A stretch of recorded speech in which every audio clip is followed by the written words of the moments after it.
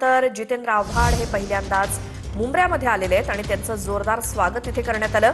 सेहरशेख बालिश कैसा हरा याच्या वक्तव्यावरनं आव्हाड यांनी दिलेली ही प्रतिक्रिया। मुंब्र्यामध्ये आव्हाडांनी तिकीट नाकारल्यानंतर सेहरशेख एमआयएम मधनं विजयी झाल्या आणि दरम्यान पवारांच्या राष्ट्रवादीच्या विजयी उमेदवारासाठी आज रॅलीचं आयोजन करण्यात आलं। त्यानिमित्तानं जितेंद्र आव्हाड आज मुंब्र्यामध्ये। गेल्या काही दिवसापासून एमआयएमच्या ज्या नगरसेविका आहेत त्यांचं जे विधान होतं हिरवा रंग आहे की माझं नेहमीचं म्हणणं असतं की देश संविधानावर चालतो। संविधान या देशाचा आत्मा आहे आणि या देशाचा स्वीकारलेला रंग तिरंगा आहे। त्यामुळे कोण कुठल्या रंगाचं काय म्हणतं ह्याला काय अर्थ नसतो।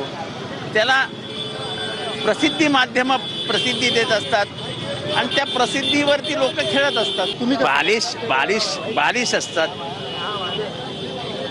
त्या बालिशपणाला जास्त आपण महत्त्व देणं हे मला संयुक्तिक वाटत नाही। कॅमेरा पर्सन अमित शिगवणसह सुनील जाधव, TV9 मराठी, मुंब्रा।